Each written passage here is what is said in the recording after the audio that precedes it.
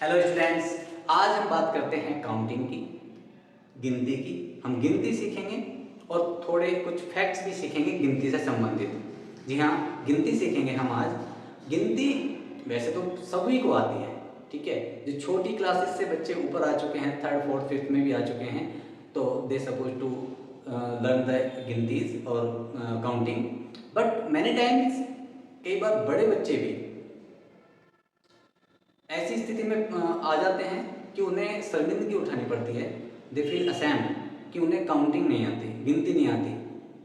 कैसे नहीं आती?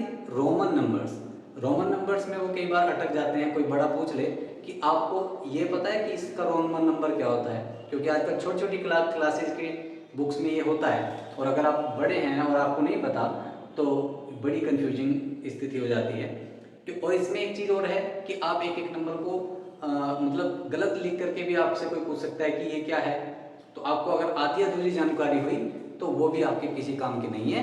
तो आइए हम आपको सिखाते हैं किस तरह से रोमन नंबर्स लिखे जाते हैं।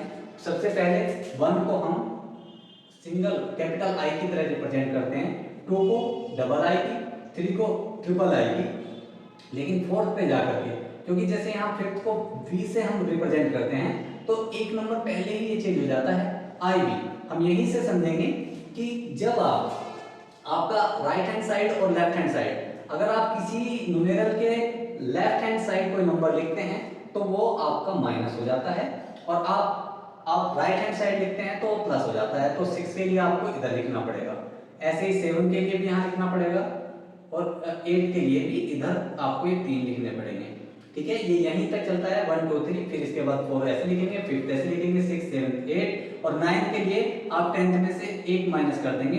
10th के लिए जो नंबर यूज किया जाता है वो किया जाता है x, ठीक है। इसमें अलग अलग नंबर चेंज होते रहते हैं, तो वो चीजें आपको जान लेनी पड़ेंगी। एक बार वीडियो को पूरा देखिएगा, आपके लिए बहुत इंपॉर्टेंट जानकारी है। इसी तरह से आप x1 यानी कि x और 1 जोड़ देंगे, राइट हैंड साइड लिखते ही एक नंबर बढ़ जाता है तो 11 हो गया। आपको 12 के लिए यहाँ पे ऐसे लिखना होगा, 13 के लिए आपको इस तरह से लिखना होगा, 14 के लिए आपको फिर से वही करना होगा, 10 और ये आपका 4। इसी तरह से आपको 15 के लिए आपको x और v, ठीक है। इसी तरह से 16 के लिए x v i और x v डबल आई आपको 17 के लिए, 18 के लिए v ट्रिपल आई, ठीक है। और x 19 के लिए, जैसा कि आपको पता है 20 के लिए आप डबल एक्स यूज करेंगे, तो 19 के लिए आप क्या करेंगे, एक्स आई एक्स 19, ठीक है।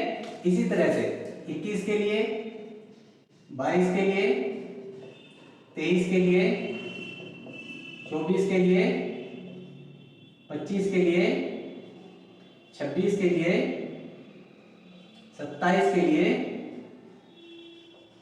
28 के लिए, 29 के लिए और 30 के लिए ट्रिपल एक्स, ठीक है।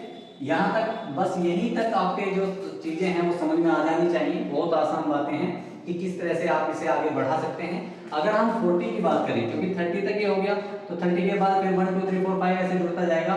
लेकिन आप 40 पे जब पहुंचेंगे तो 50, तो आपको पता, मैंने आपको बताया है कि 50 क्या मतलब, इसमें अलग अलग नंबर्स ऐड होते रहते हैं। 50 के लिए आपको l इस्तेमाल करते हैं, तो यहाँ l माइनस 10 है ना, इधर लिखते हैं लेफ्ट हैंड साइड, तो आपके माइनस हो जाते हैं, तो l माइनस 10 यानी कि 40, l 50 और lx आपका 60।